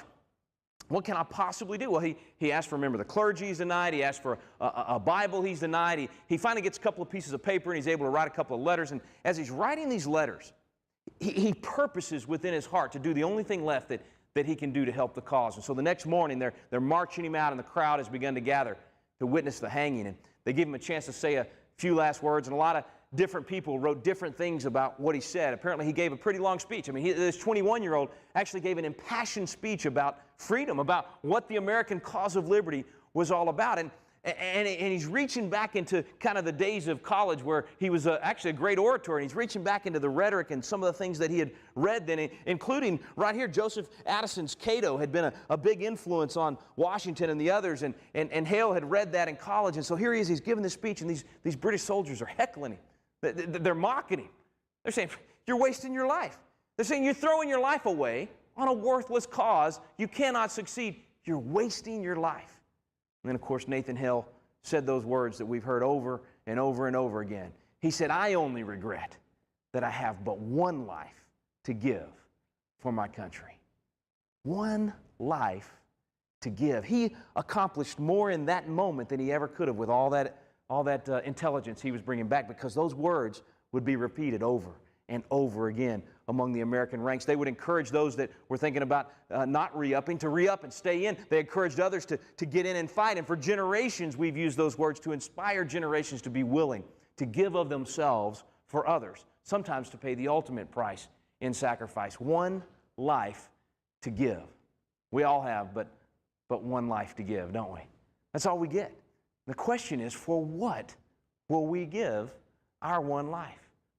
We're blessed in America that every generation, it seems, there's enough that are willing to be involved, to participate, to sacrifice. Not just give their life on the battlefield, which is huge, of course, but also to live their life and live out the freedom that the others paid for.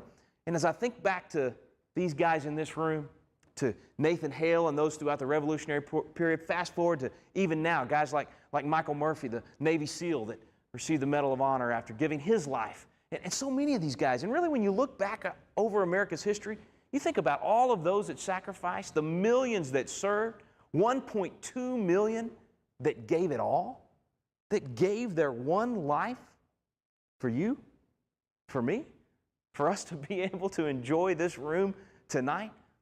You know, the good book says that there's no greater love that any man has than that he lay down his life for his friends, for, in this case, for his country. And those that serve in our military and in our first responders and on the front lines here in America as well, they are willing to give their one life for us. And I think about that book that James Bradley wrote about his dad, The Flags of Our Fathers, from Iwo Jima. My wife, her grandfather, got a Purple Heart at Iwo Jima, and it really struck me when he talked about that makeshift monument there at Iwo Jima. It said, when you go home, tell them for us and say, for your tomorrow, we gave our today. We gave our one life so you could be free. I don't know about you, but I've always struggled with how to honor those that came before me.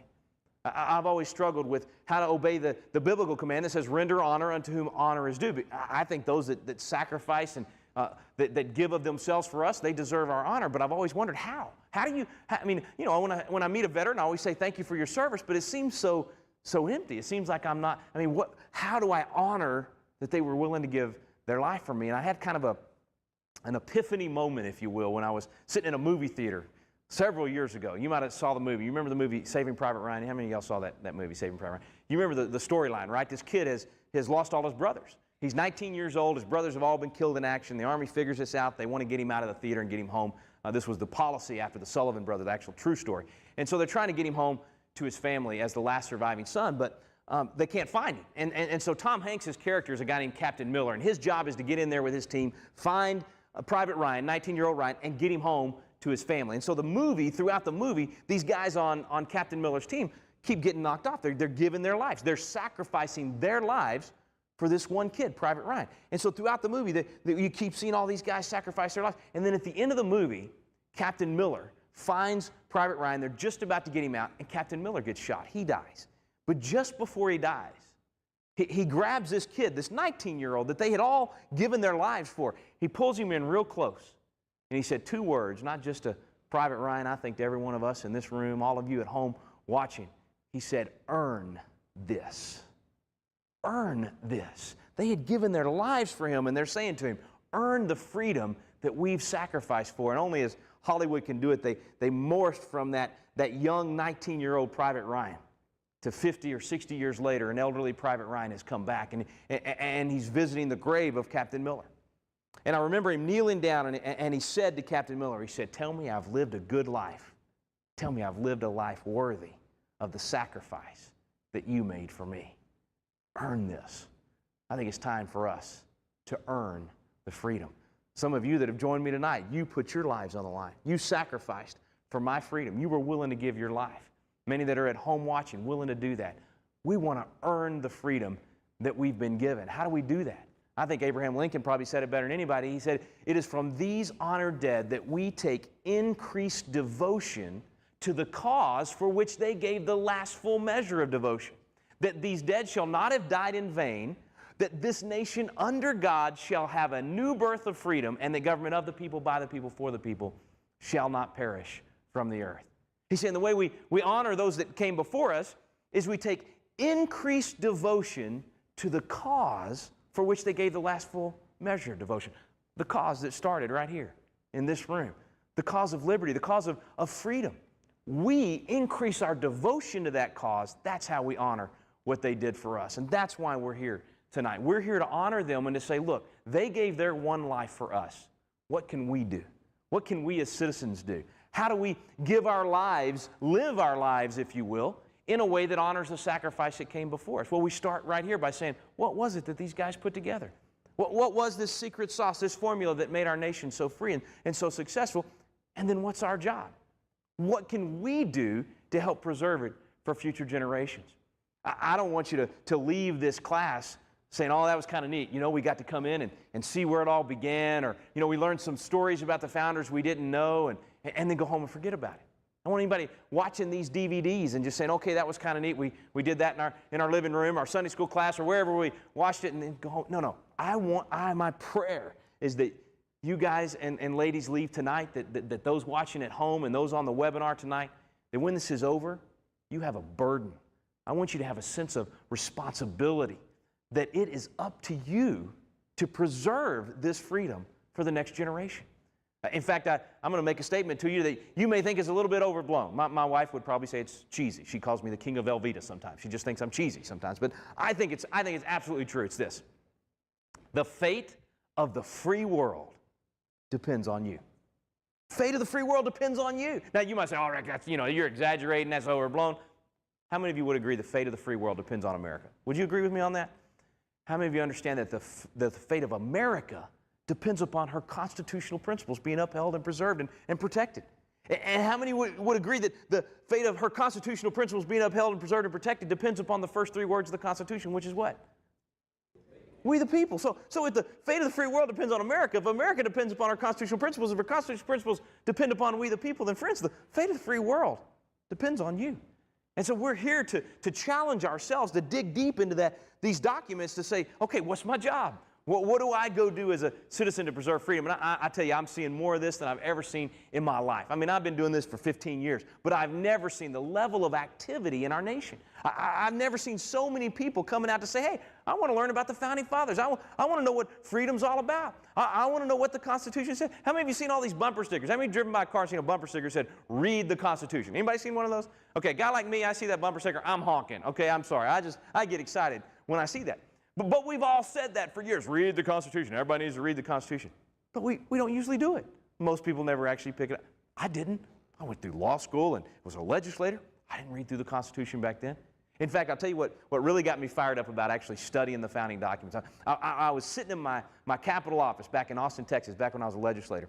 And I'm sitting in my office and I'm reading this poll, and the poll says, it was a Texas poll, so if you're not from Texas, you don't have to feel bad about this poll, but I'm betting your numbers in your state weren't any better. Here's what the poll said.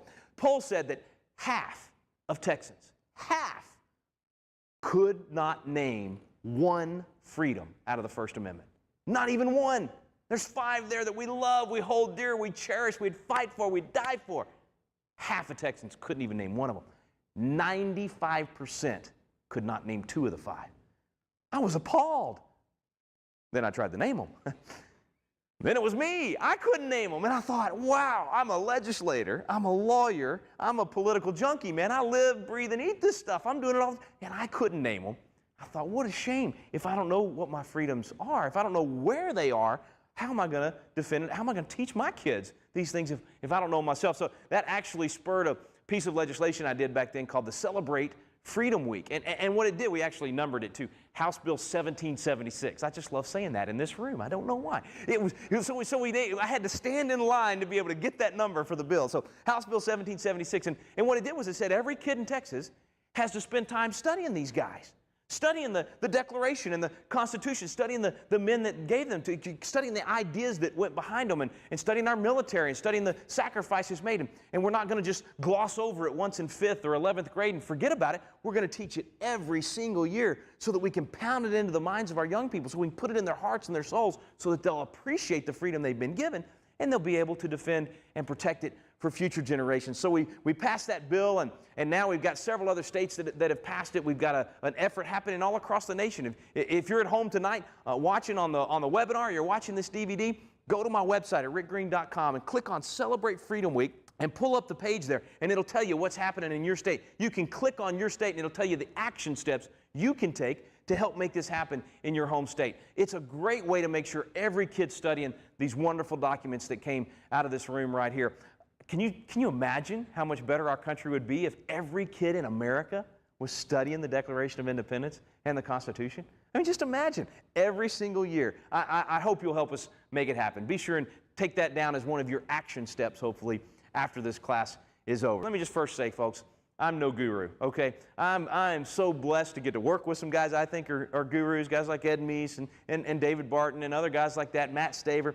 I get to learn at their feet, and all I'm doing is I'm here with you as a fellow citizen. We're going to sharpen each other's countenance tonight. We're going to help each other open these documents and study them. So we'll have questions all night. Feel free to ask questions. We'll probably do them at the end of each section. You're going to stump me before the night's over, and it'll be fun, all right? Let's just have a good time together learning to be better citizens. And the other thing about the class, we're not an exhaustive study. This is not a year-long program. In fact, the best analogy I know to think of, how many of you ever bought a computer or a monitor or a big TV or something, and it came with a quick start guide? the nice glossy thing you could flip out, just because, something like this where, hey, I just want to know where to plug everything in, right? I just want to get this thing working. I don't want to read the big, thick manual that came with it. I'm never going to read it. I want the quick start guide so I can make this thing work. That's what we're doing tonight. We're going to do the quick start guide to the Constitution. Why? So that we as citizens can get plugged in, so we can make sure the pieces of our government are properly plugged in and working correctly, and so that we can make corrections on it if we need it. If you look at my books back here, these are all the things that I'm trying to study to be able to do the quick start guide. So these are the big manuals and everything, and I'm trying, and you guys can help me distill this thing down to where citizens all over the country. Now you guys you've traveled here from all over the nation, so you love this, right? I mean, you're willing to read the big, thick manuals, and many of you probably already have. But most people back home aren't going to do it, are they? I mean, how many times have you tried to get people to study the Constitution, and even if you just give them a pocket Constitution, they never open it? What we've got to do is we've got to put some tools in their hands that they can quickly access how this country works, and they can quickly access how to be a part of it. So remember our goal. It's to identify our rights and then know how to protect and preserve them, how to properly do that. So that's our approach number one. Approach number two is we're not going to focus on judicial interpretation. We're going to focus on original intent. There's another analogy for this one. My mom actually gave this one to me. She was a bank teller when she was younger. And she said, as a bank teller, I went through all this training and I handled all this money. And she said, Rick, they never never gave me a counterfeit bill. They never showed me a counterfeit so I could feel it and know what it felt like. She said, no, what they did was they had me handle the real deal, the genuine article, so much so that when that counterfeit bill came through my fingers, I knew something's not right. Because I had worked with the genuine article so much, I recognized the counterfeit immediately. Same thing for us. We're going to study the real deal. We're going to study the Constitution itself. We're going to study the founders and what they said and did and how they acted when they were putting the Constitution in place. We're going to study the actual words of our founding documents, not on what some judge says that he thinks or she thinks that they meant. I think that's what's gotten us off course, is we've allowed judge after judge to pontificate on what some other judge said, about what some other judge said, about what some other, and we've gotten so far off course, and we got, you think about the freedom of religion now. We got so many tests on what the freedom of religion is, or when you violate that, or when the Establishment Clause is violated. I mean, Sandra Day O'Connor had her 3-part test, then her 4-part test, and her 5-part. I mean, everybody's got all their tests, right? And it's just confusing. Why? Because we've gotten away from studying the original itself and what the founders did. So our goal is original intent. Let me give you a couple of quotes from the founders on this. They said, on every question of construction, carry ourselves back to the time when the Constitution was adopted. And how about back to the room? I don't usually get to say that in a class. Let's carry ourselves back to the time. Here we are in the actual room where the Constitution was adopted. Recollect the spirit manifested in the debate. So what these guys were actually saying right here when they adopted the Constitution. And instead of trying what meaning may be squeezed out of the text or invented against it. In other words, instead of taking the words and, oh, well, today that word means X, Y, and Z, so this must be what the founders meant, or trying to invent some meaning into the Constitution to try to get an outcome on the judicial decision. Instead of doing that, Jefferson says we should go back to the time, study what these guys were actually saying, and he said then conform to the probable one in which it was passed. So these guys are going to speak to us tonight. They're going to tell us what they actually said about these different areas of the Constitution so that we can follow Jefferson's suggestion there. And then Madison, of course, the father of the Constitution, we'll hear a lot from him tonight. He said, I entirely concur in the propriety of resorting to the sense in which the Constitution was accepted and ratified by the nation. So in other words, you're going to figure out what it says. He says you go back to what these guys said when they adopted it, and then what happened in those individual states when they had their ratification debates. In that sense alone, it is the legitimate Constitution. So you want the legitimate Constitution, you go back to the beginning of what these guys did. If that be not the guide, so if you go the other direction, if that be not the guide in expounding it, there can be no security for a consistent and stable Constitution more than for a faithful exercise of its power. So what do you get? Instead of having a stable Constitution and a clear understanding that stays true throughout time, and if you don't like it, you use Article 5 and you amend it. But instead of having that stable Constitution, what do we get? 3-part test on this, a 4-part test on this. Total confusion about what is or is not constitutional. Madison said, come back to the original if you really want to know. He said, what a metamorphosis would be produced in the code of law if all its ancient phraseology were to be taken in the modern sense. So when we think about phrases like general welfare, what did it mean back then? What did it mean in this room? Not what does it mean to us today, not what does it mean when a politician tells us what it means. What did it mean to these guys? We're going to talk about that too. The first in governing, this is James Wilson, by the way. Now this guy, he was in the room both times. He signed both the Declaration and the Constitution. He actually went on to be a Supreme Court justice, one of the first guys George Washington nominated to serve on the Supreme Court. So he's actually an original Supreme Court justice. He said the first and governing maxim in the interpretation of a statute is to discover the meaning of those who made it. Well, who made the Constitution? Guys that were in this room, right?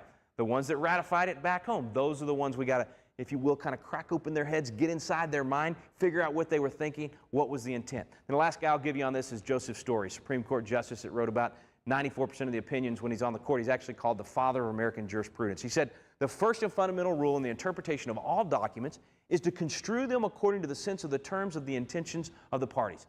These are the parties, folks. We're here, welcome to the party. We're here with the parties that actually gave us the documents, and we're going to hear from these guys and find out the original intent, not judicial interpretation. So, number one, it's not exhaustive. Number two, we're going to use original intent, not judicial interpretation. Third thing in terms of our approach is we're going to do something that we don't normally get to do with the Constitution. We're going to take it as amended. Those of you that have studied it a lot, you probably had some of those frustrating days like I did. When I first tried to study the Constitution, I opened up my pocket Constitution and I said, you know, first thing I was curious about, I said, I want to know about this electoral college. I want to know where this school is in the Northeast that all candidates go to. I was hoping for a little laughter there. No laughter. Can we dub in some laughter there, camera guys? Okay. A lot of people really think that. They think the Electoral College is some campus over, out here in the Northeast that all the candidates come to. No, it's the way we elect the president. So I said, I want to figure out how this thing works. I was always confused by it. So open up Article 2. Start reading about the presidency. 3 paragraphs in, guess what? This has been amended by the 12th Amendment. And what's your pocket constitution do? It just underlines what's been changed, but it doesn't tell you what's been changed. So you got to flip over to the 12th Amendment and try to look at both of them and figure out, okay, what actually changed? What does it mean? And then 3 paragraphs into the 12th Amendment, this has been amended by the 20th Amendment. So I got Article 2 open, I got the 12th Amendment open, I got the 20th open, and I'm having trouble holding on to my pocket constitution. And guess what? Article 2 is also amended by the 22nd and the 23rd and the 25th Amendments. So I got 5 amendments affecting Article 2, and I'm supposed to... I just went crazy. I am so thankful for my buddy Mike Haller. Mike put this thing together. He did meticulous work to put together this Constitution Made Easy, the tool we're going to use tonight. And I know you're going to, as the night goes on, you're going to think this green guy is really simple-minded, because I am. I need things to be explained. Okay, so Mike really helped me with this, and he laid out the Constitution as amended. What a novel concept. So the tool in your hands tonight, what you're going to be able to do is flip that thing open, and on the left-hand side of the page, we get the original. Because I'm an originalist. I'm not for replacing that language. But we get the original on the left-hand side of the page, and then on the right-hand side of the page, we get the Constitution as amended. So the blue is all the amendments incorporated into the original, and it's in modern language. So that's the 4th thing we get is some plain language that makes it easy for people that haven't made a big study out of this to actually go and read through the Constitution very quickly. Well, part of what I love about that Constitution Made Easy is you can actually sit down and read the blue part, the plain language, in about 15 minutes. So people that have never been exposed before, you can hand that to them and say, hey, just sit down and read the Constitution. Just read through it real quick, and you'll find some things you never even knew were in there. You're going to be able to clarify some things you may not have been aware of before. So that's our approach. That's how we're going to do this. We got a lot to cover in a short period of time, and you'll find people say that David and I both, we talk about 90 words a minute. We've gusted up to about 350. I'm gonna try not to gust on up to 350 too often in our echo chamber here. I'll do my best to keep the speed down, but we've got a lot of time together, and we're going to cover as much as we possibly can. So that's sort of our introduction to the process and what we're going to do, a little bit about our approach. We're going to talk about the seeds that were planted here, what the concepts were, because, I find it interesting that if you just read the documents and you don't really go back to the philosophy that undergirds them, the philosophy that was put in place, you can get off track very quickly. So we'll be back to talk about the seeds of liberty when we return. To secure the blessings of liberty to ourselves and our posterity.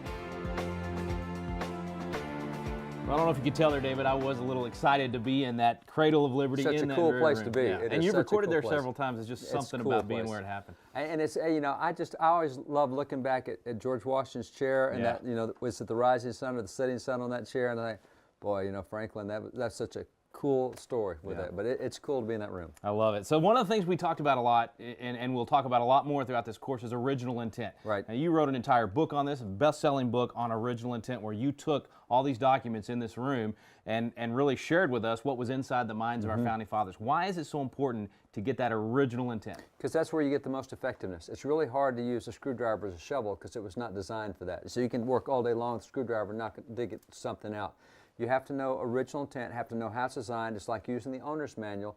If you want the most out of your car, your TV, anything else, you're not saying people would misuse the Constitution and for not. something it wasn't intended to be used for. You know how we talked at the beginning about human nature and principles, and that's why the Constitution works, because it's based on certain principles. One of those principles is human nature, and absolutely it can be. And we'll cover this in future lessons, but that's why we have checks and balances and separation of powers, and the Founding Fathers told us about human nature, and because of that, they put principles in there to keep people from taking and abusing this.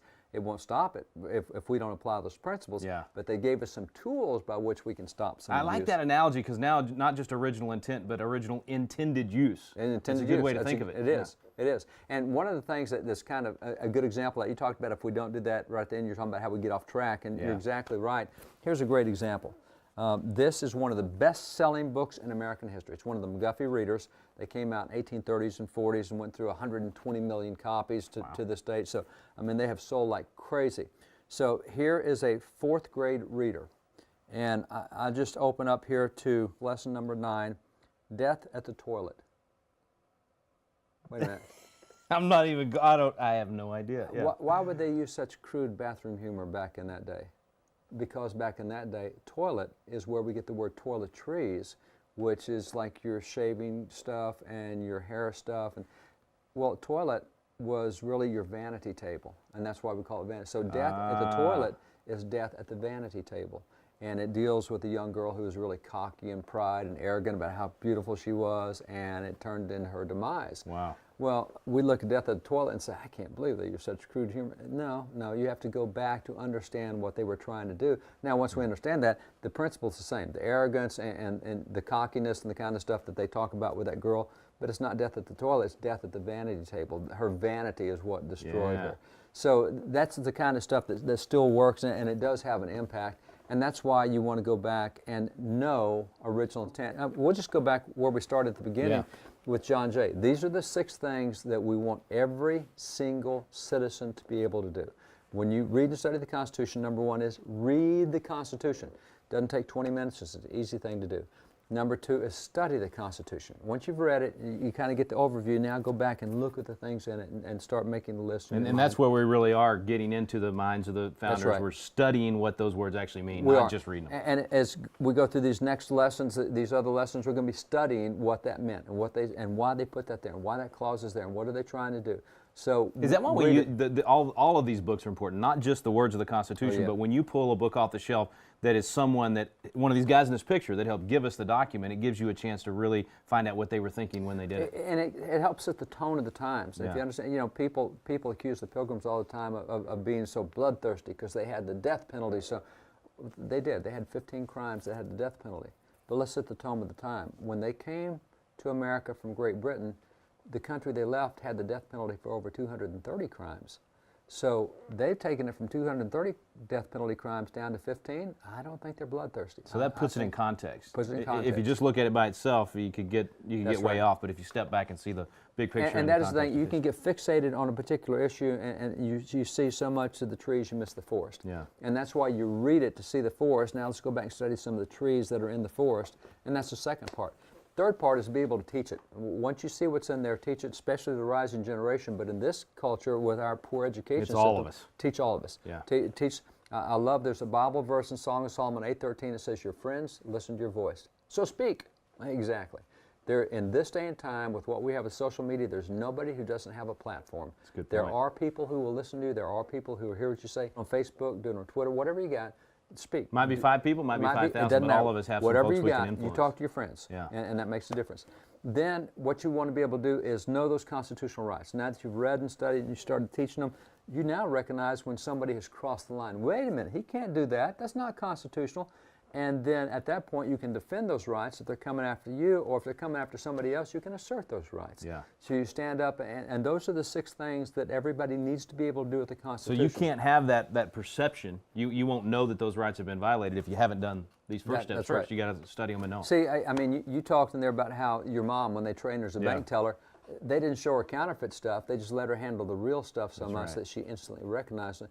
And we did the same thing in World War II. If you wanted to be able to recognize the enemy, you studied those enemy identification charts. So you studied all the enemy planes, all the enemy tanks. So when you saw it, you read, that's the enemy. Now we can defend and assert ourselves. We're going on offense. Yeah. You want to make sure you didn't get one of the Allied tanks. You didn't want one of the British tanks. So you studied.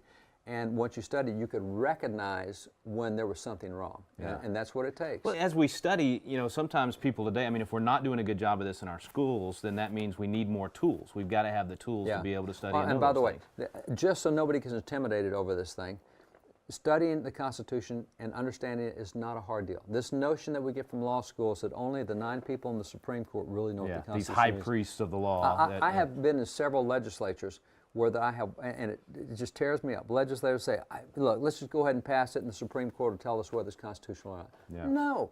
You took an oath to uphold it, and you don't have to be a brainchild to do this. And a great example of that is this little book right here. This is a book, an elementary book back in 1828, and elementary kids studied this So they're teaching the Constitution to elementary kids. You don't wait till you get to law school. You don't wait till it's postgraduate stuff. And the kind of stuff that they were having these elementary kids study, the questions they asked. 1828. 1828. All right, so we're going all the way back. This This pull, is pull only out some of the elementary questions. Okay, so Now, these are now questions. You're an attorney. These are yeah. You were a legislator. Now what if I can't answer it? This is going to be bad, which I'm probably not going to be able to. So these are elementary school kids, and they're asking them, can the Congress punish piracy? That is robbery committed at sea, because we have some of that today. So this is actually a good question for today. You know, you got the Somali Pirates, that whole movie about the Captain That's Phillips. international law. So can we in America do anything to punish other nations under our Constitution? Yeah. How many people? I don't know the answer to that question off the top of my head. So what does the elementary catechism say? Yes, and all other crimes committed there, it can also punish offenses against the laws of nations. So there's another question. And in fact, that's the next question. What do you mean by the law of nations? This is great. So this is done in a catechism way where Look, you ask one question, kids. it raises the next question. That's right, and that's elementary kids. And I bet if you sit down in a law school and take third-year law students that are about to take their bar exam and run those questions through, they won't have. So no, it talks about mark and reprisal. Yeah, all of these things. Nobody knows what that is anymore. And that actually is a very current thing that still goes on because it deals with restitution. It's a form of restitution. So there's a lot in there that's applicable. So do not get intimidated saying, you know, I'm not that smart.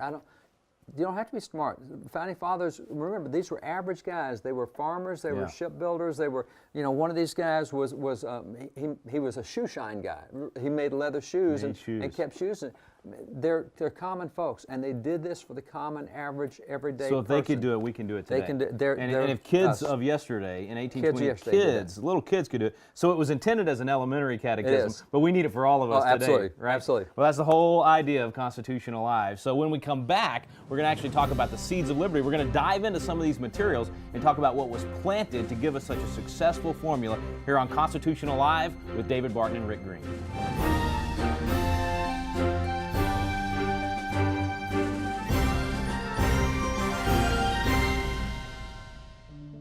We're in the very room where the Constitution was framed. Independence Hall in Philadelphia, Pennsylvania. You should come here and visit. It's absolutely amazing. We do our course in here teaching the Constitution, and actually right behind us, Mark, that chair is the chair George Washington sat in throughout the convention. Yeah, I think about that. You know, I kind of get the chills just being in the room to think that's the chair Washington, the indispensable man, the father of our country, sat in that chair. Something really interesting about that chair, there's a carving on the back of that chair. I happen to have... Wait a minute, I've been coming here for years. This is your first time, and you get the props that they never let me have. They call it Convention of States, right? This is a convention. I guess, I got the perks I here. guess, yeah. So it's important to remember where we were at in American history. The Articles of Confederation are falling apart. The nation's being torn apart commercially.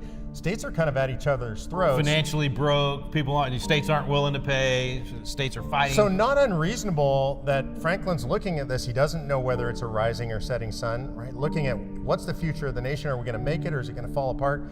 But in the end, he knows. At the very end, he says, I've been looking, I've been wondering, is it a rising or setting? He said, it is indeed a rising, not a setting sun. We have a constitution that is the envy of the world. It was established for the rights and protection of all flesh, all people in the whole world. They knew they were doing something so unique that was the light of liberty in all the world. Let's do this. Let's come back and look at that recipe because it was structure, it was form, it was the system that they designed to check and balance to provide a double security. In fact, Alexander Hamilton said this balance between the state and the national government is of the utmost importance because it provides a double security to the rights of the people. I think the next generation, although there's obviously concerns about the generation, but I get a chance to work with some of the amazing young people of this generation that are much more conscious of their role, their God-given calling, and their duty, and much more talented and much more on fire for the Lord than our generation ever thought to be. And those individuals can go and should go into all these areas of life, in the judiciary, in the legislature, in every field of possibility, and really be light in these dark areas and transform the culture. I think this generation is going to surprise a lot of people because there's so much negative about them, but I see God raising up Gideon's army in this generation. I'm telling you, when you work with this generation, you realize our generation can't even hold a candlestick to what God is doing in this young generation.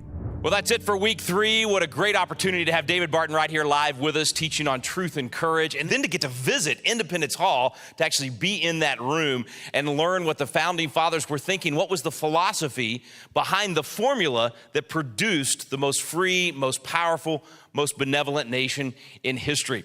Well, we hope you enjoyed week 3. Next week, in week 4, we're going to start talking more about what the Founding Fathers actually designed in our Constitution. We're going to dive into those seeds of liberty, and then we're going to do a 30,000 feet view of the entire Constitution. We'll see you next week for Biblical Citizenship in Modern America.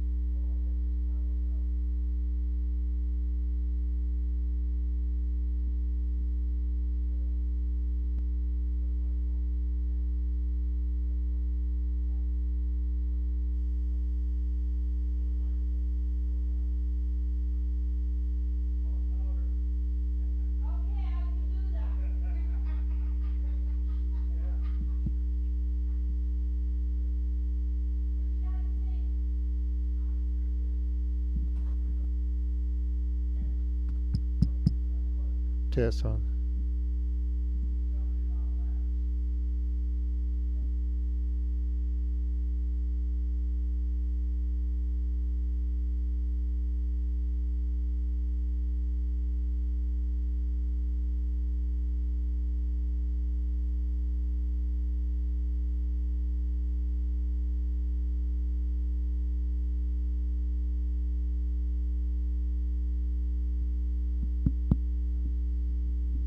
Test 1, 2.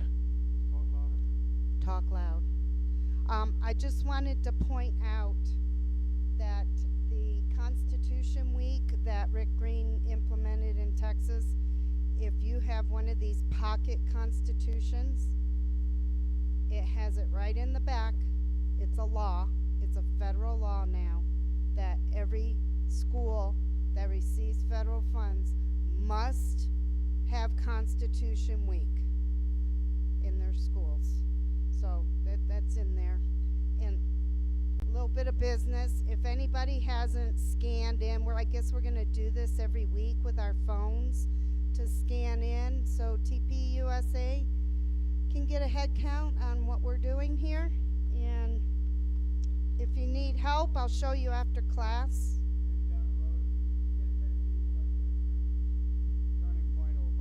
Turning Point will buy a pizza for us, so maybe we'll take advantage of that sometime.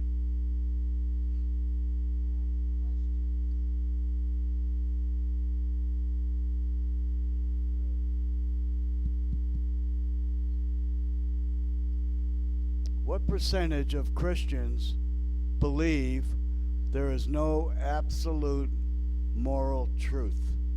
What percentage?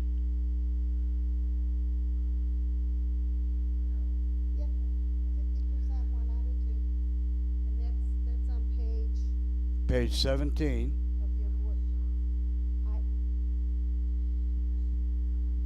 Well, and it's because not every Christian believes that the Bible is the absolute truth. And that's where we fall short. But you won, Christian Nation. The same one?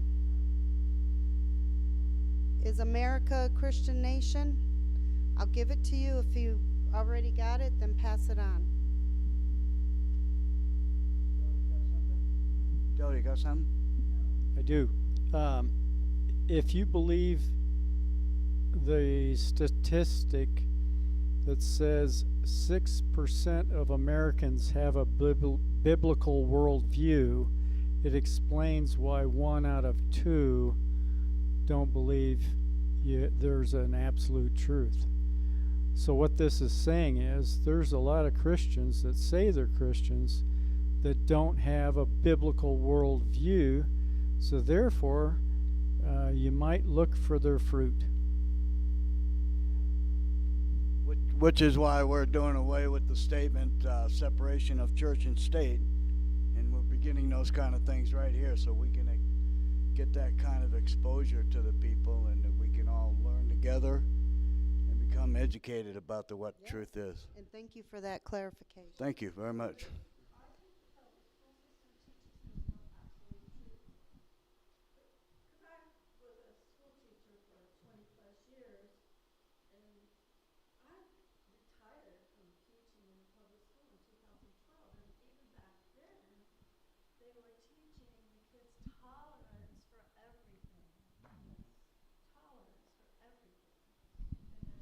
Tolerance for everything, and that's why we, as they said in tonight's lesson, we have, as Christians, we have to get a backbone and stand up and say no more. Okay. No more. Yes. And, you know, I'll die for my country and my God-given rights. And just like Charlie Kirk, I mean, no greater love than to lay yes, down your life for your friend. I will not bow down to the tolerance and, oh, you offend me, and all, you know, all this other. They use it against us because we are a kind and loving people, and they use that against us to shut us up and silence us, just like what's going on around the world right now. You know, Charlie Kirk started this great movement with the younger generation, and look what's happened over the weekend. Australia, the Brown University, I'm drawing a blank here, but I know there were quite a few just in this weekend. And it's to put a fear in us, to silence us. Yes, on Thanksgiving we lost Syria, and an interpreter.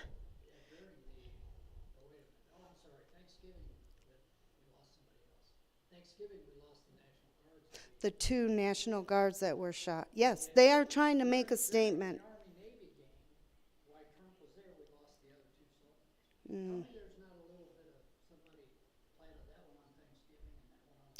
Right, right. Developing a pattern. Good insight, yeah. So we have to be strong and stand up and just say no. We're not going to comply to that. We're not going to say that that's the truth. We will stand on God's word and God's truth no matter what. Okay, second question for this lesson. What must we do in order to turn our culture back to its foundation? By show of hands. It's open book. What must we do in order to turn our culture back to its foundation? Go ahead.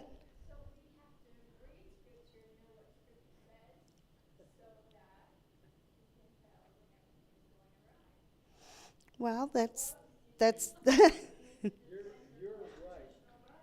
This is probably less right, but you're right. Because it's God that's going to preserve this country, not us. right. God, but we must be obedient to God and therefore follow the Constitution. God's Yes, will. God, yes. Anybody? Okay, I'll save it for next. Go ahead. No, it's on page 19 of your workbook. We must love truth, find truth, and defend truth. Okay?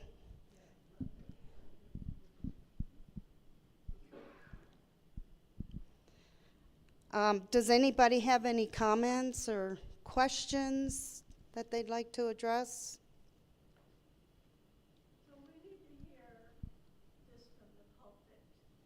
We need to hear this from the pulpit? Well, we're certainly getting that here. That guy does it. Yes. We're certainly getting that here. I've no doubt in my military mind. And thank you, Pastor. Yes. Yes. Yes. Has this been eye-opening to you so far? Yeah. Yeah. Okay. So So how about the poorest man in the assembly, Samuel Adams, noted as the poorest guy that was in the assembly. And today, I do believe Samuel Adams beer is named after him, and it's probably nearly $1 billion business.